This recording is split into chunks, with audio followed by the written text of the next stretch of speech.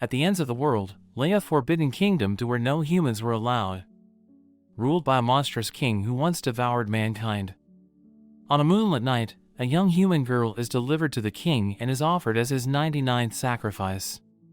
As the girl raises her head, the king's servant informs that she is definitely the scrawniest to be sacrificed and that it will not nourish him. He suggests a show of power and to tear her apart for display. She abruptly bumps in and insults the servant as a Mr. Dog, which infuriates him. The king orders the Mr. Dog to leave. Mr. Dog is about to question the king, but before he gets the sentence out, the king yells and frightens him. Mr. Dog then apologizes and leaves. The strangely confident young girl tells the king that he shouldn't snap at people or he one day may become lonely. Two small black balls turn into little creatures and insist she says sorry. They introduce themselves as Sai and Klops. The king then tries to intimidate her, but she cannot be frightened. She compliments his paws, which frustrates the king as he cannot figure out why she is not scared.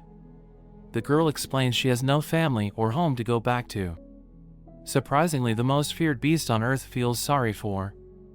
The girl, our main protagonist, introduces herself as Sari. The king gives her until the next night, when the next miasma clears. Mr. Dog and other servants are at the main table where they are discussing why on earth is the sacrificial girl free and roaming the palace. In the Great War 100 years ago, the late king of beasts made peace with humans. The beasts at the table insist they don't make peace and the king needs to stop playing games that can make him seem vulnerable. The king finds Sari and tells her to know her place and go back to his chambers. Sari insists he brightens his chambers up, maybe with some flowers. The king honestly tells Sari that he only wants her in his chambers, otherwise she is walking minced meat for the other beasts. Sari picks up that the king is worried about her. He acts tough and grabs her. The king warns her of her insolence and lets her know he doesn't have to wait for her ritual. Still, the king can't scare her. The king is confused and she explains she was reading a book on a stormy night and she had learned her name meant sacrifice in ancient tongue. She had overheard a conversation that night that her parents had only brought her up as a child to be sacrificed instead of the first daughter. The only thing that scared Sari were the people she thought were parents were anything but her parents. The king admits pity on her.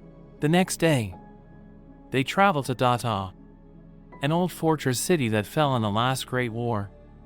It's the closest city to the human city, Joanna, which is why the king often comes for inspections. Mr. Dog asks why is Sari with them on their journey. The king stares and grunts and puts Mr. Dog into his place. The king explains to Sari that this city is a hotbed for rebellions and he inspects it oftenly in a show of power, casting fear into traitors. Sari smells a field of beautiful flowers. This particular field is the only place where flowers bloom due to the miasma being very low here. Sari begs the king if she can pick the flowers, knowing that will wilt the moment they enter the palace. The king accepts while taking a seating and questions what he is doing. Then Sari places a self-made flower crown, which makes the king fall deeper into feeling pity for her. He grabs her as if he was going to do something terrible, then warns her a storm is coming. Later that night, a bolt of lightning and crashing thunder rumble the palace and we see Sari scared for the first time. The king is bemused. It's not her fault, she insists. It reminds her of the night she lost her parents. The king kindly wraps his beastly tail around her face, stopping her from noise. Sari is joyful and the king questions how, when mere moments ago she was trembling with fear. She infers that he is fluffy and that he doesn't have to act tough in front of her, as soon it will be her final night. Few days pass and we arrive at the sacrificial day of Sari. Sari is prepared in a wedding-type dress. Again, Sari is very joyful and no one can understand how. Jumping up and down in joy, Sai and Klops compliment her. Mr. Dog leads her to the altar chambers, where she is to wait. She is attacked by a lizard-looking beast. He insists that they collude a plan together so he can take the throne, as he doesn't see a king fit if he can fall for a human girl like Sari. He tries to stab her, but a human comes from the darkness and saves her. The savior wounded, Sari steps in the way to stop the lizard beast from killing him. Sari suggests the king is the perfect king for his people. The human jumps up and disarms the beast and lets him run away. Sari knows the savior is the king. He informs he was born half human, half beast. When the moonlit night of revelation exposes his other form, he merely hides in darkness for it to pass. He questions his reign. Sari reassures him he is not weak. Sari knows he performs the sacrifice alone and no one sees him. The king lets the sacrifices go and cuts himself so the people think he ate the humans. Sari insists she stays. She has no family or home, only him. They squeeze each other tight and the king takes Sari by his side. The morning after at the throne, the king announces Sari is his queen and his people are shocked. The only ones excited are Sai and Klops. Sari has some exciting news for the king. She has come up with a name, she whispers. Leonhardt. It's the meaning of brave-hearted in ancient language of Sari's country.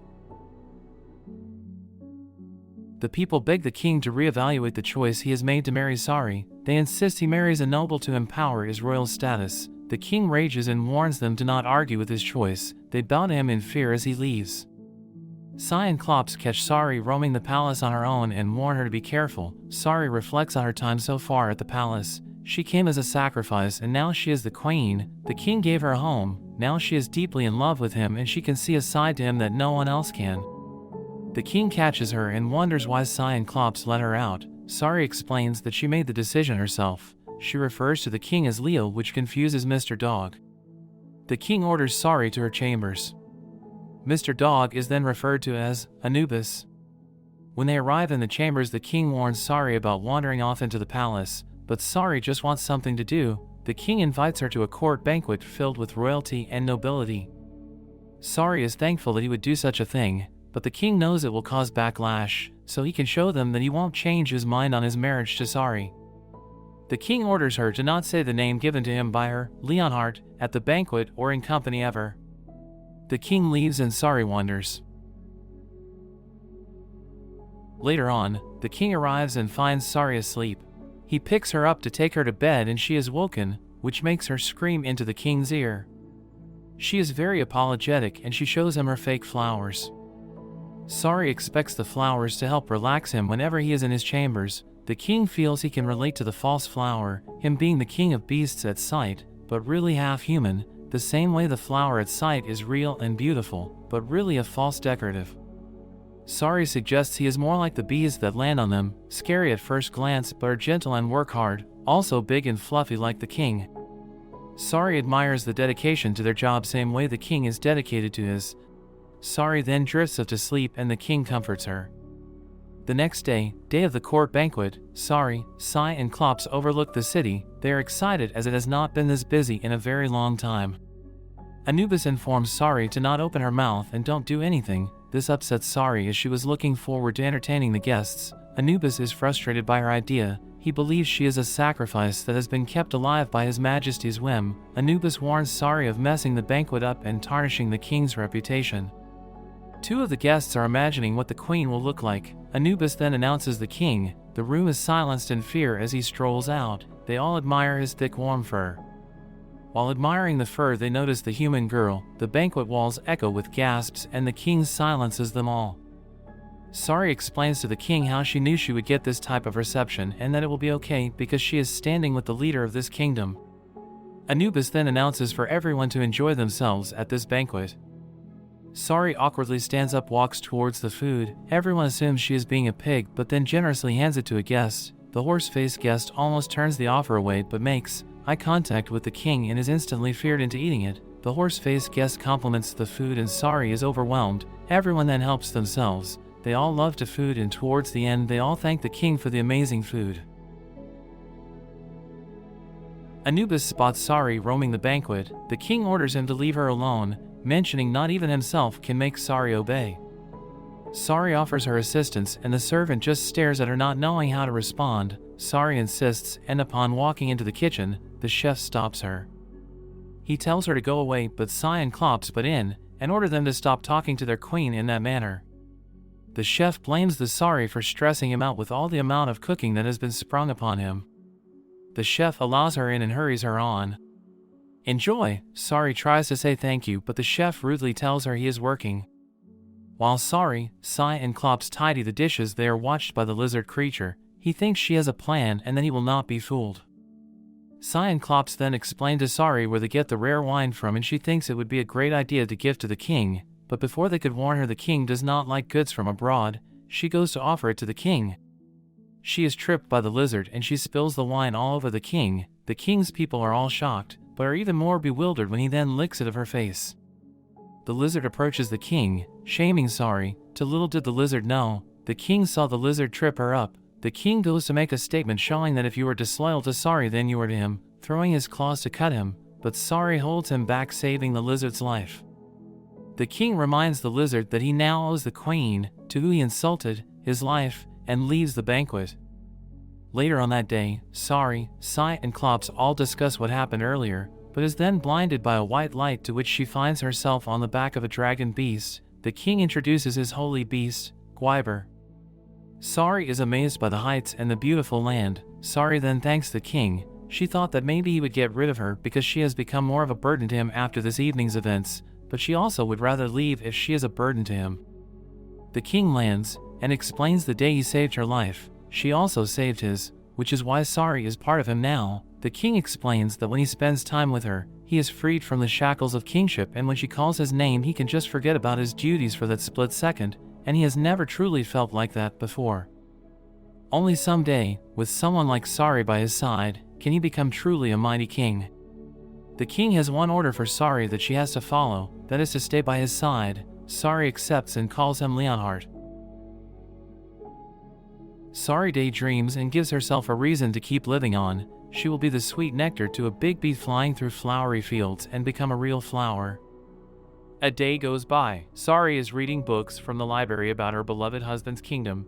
She is being taught by Anubis, who has been ordered by the king to do so. Anubis bombards and overloads her brain, causing her to daydream until Anubis snaps at her, grabbing her attention. Sai and Klops translate the books into human language to help ease the learning for Sari. Then Sai and Klops wonder why Sari has got this sudden urge to learn about this kingdom. She explains that coming to this kingdom as a sacrifice, not knowing a lot of the beasts, intrigues her. Anubis thinks Sari does not appreciate the beast's history and suggests he is wasting his time and is not going to carry on with the teaching. After a long day of learning, Sari is still intrigued with the way the beasts live. She begs Leonhardt if they could visit outside the palace, suggesting he needs a break every now and then.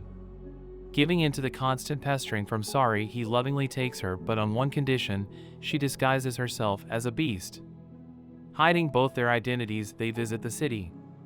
She promises she will not cause trouble, and Leonhardt insists they are back before Anubis. Jokingly, Sari suggests even Leonhardt, the king, is scared of Anubis's lectures.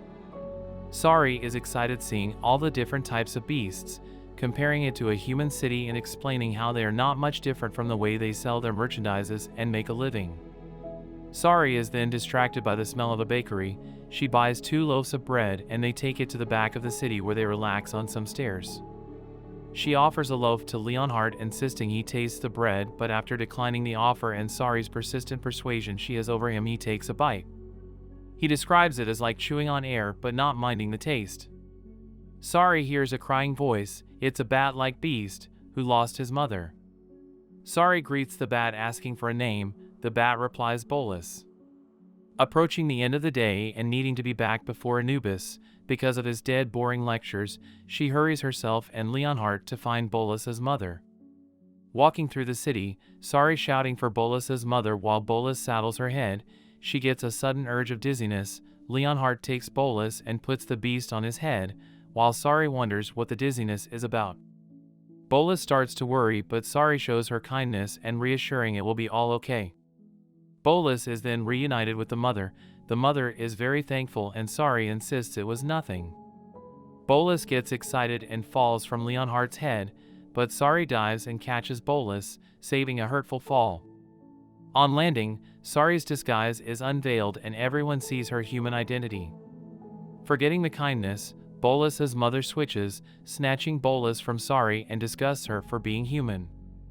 All the beasts start shouting and throwing stones at her, making Leonhardt scream a powerful roar, making a distracting cloud of red smoke, and taking them both away from the scene.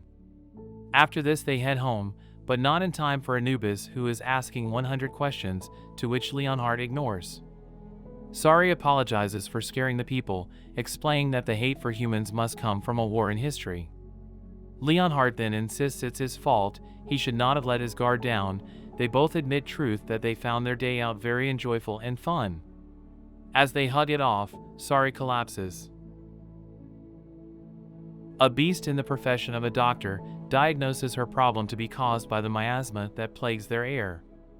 Where the beasts have evolved to breathe the air in, humans have not, and Sari, being the only human to live in the kingdom of beasts for a long amount of time, she has become ill, and will remain ill and die if she is to stay.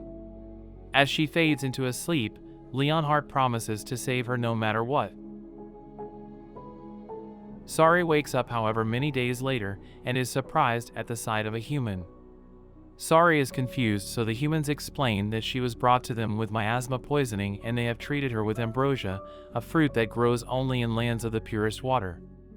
Turns out the medical bill had already been paid for, and is revealed she has been asleep for 3 days. She was left a letter by the person who left her outside the clinic, which was written in beast language. Sari assumes it's from Leonhardt, explaining the reasons to her abandonment being of love. Later on, a human patient comes by the clinic and compliments Sari, who is helping out. The nurse insists that she does not have to help out, as they did receive a wealthy amount for treating her, but still Sari kindly insists. The nurse kindly offers Sari a place to stay as she is so very helpful, but insists she does not rush and take time on thinking about it. Sari then spends some time meeting new people of the village she has ended up in, making friends and doing chores, but then one day word gets out that she may be from North and sent as a sacrifice, but escaped. People start to assume and hate towards her, acting scared and trying to avoid her. This gives her flashbacks to the beasts acting in the exact same way. She then runs back to the clinic frightened. Even the nurse and the doctor that had been so nice to her were afraid. They assume because she had escaped, the king may come and raid the village to find her, therefore they kick her out, sending her on her way, at night, all on her own. Sari, deeply thinking about her lonesome, breaks into tears, fearing off no destination. Being too near to the edge of a cliff, she slips, but out of nowhere she is saved by no other than Leonhardt in human form. Her eyes peeled on his face and open in love, she finally sees peace again. Leonhardt explains when in the human realm, free from miasma, he loses his bestiality and magical power, which made tracking her a lot harder. Sari does not understand, as she thought he left her behind. Leonhardt explains he penned a letter, Sari reminding him she cannot read beast writing, that he would promise to come back and get her. Leonhardt had been on a quest to retrieve a fruit, ambrosia, the fruit that healed Sari from miasma poisoning originally. He had fused it with magic into a ring that will purify all miasma that Sari conceives. Sari realizes this means she can come back and live the life she has always wanted, and she is overwhelmed with happiness. Later she is greeted by Sai and Klops at the palace, who seem very excited to see her, unlike Anubis. In their chambers, Sari insists she learns more of the beast realm and invests time into researching their ways. Leonhardt explains the ring is temporary, and after a long time her body will evolve to the miasma and she would not have to wear it. Sari stops him and insists she keeps it on forever, explaining in the human realm, one who puts a ring on the left ring finger is giving a token of love and promise for eternity. Thank you for watching this anime recap. If you enjoyed, please let us know if you want another part to this recap in the comments, and don't forget to like and subscribe for more interesting recaps. We really appreciate it.